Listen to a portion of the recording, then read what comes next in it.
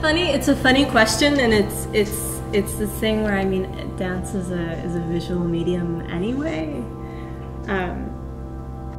I think maybe when we're talking about my work being really visual, it's the fact that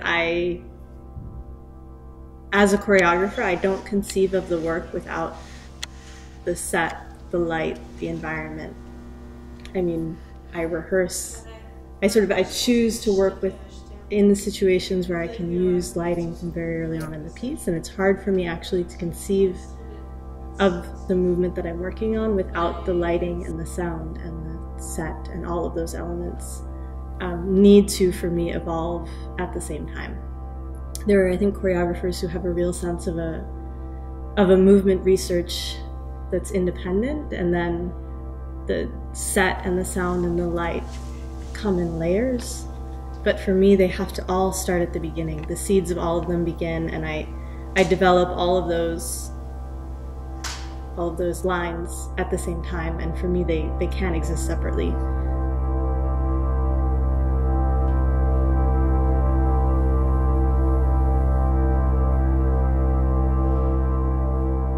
Around the time that we started working on this piece, Simon and I both got really interested in James Turrell, and we're looking at sort of light as a substance in art. I mean, I think that's something important about the way that we've chosen to light this piece, with these lights that are these fluorescent lights that are on the floor, that are very, very present, and with Simon operating them on stage in this very simple way with a power strip. It becomes as much about sort of the material and presence of these little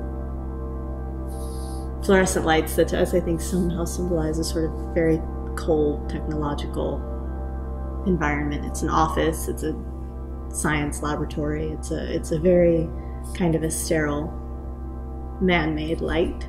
I've become really interested in just how playing with relationship to gravity in different ways. I mean, my relationship to gravity can be oppositional, in which case I'm building tension in the body, where I'm using my body as sort of a construction that resists gravity, and so it becomes something I'm working in opposition to. And then it also can become something that I'm working with release into, and how do I build something that builds from a release into gravity, and then using that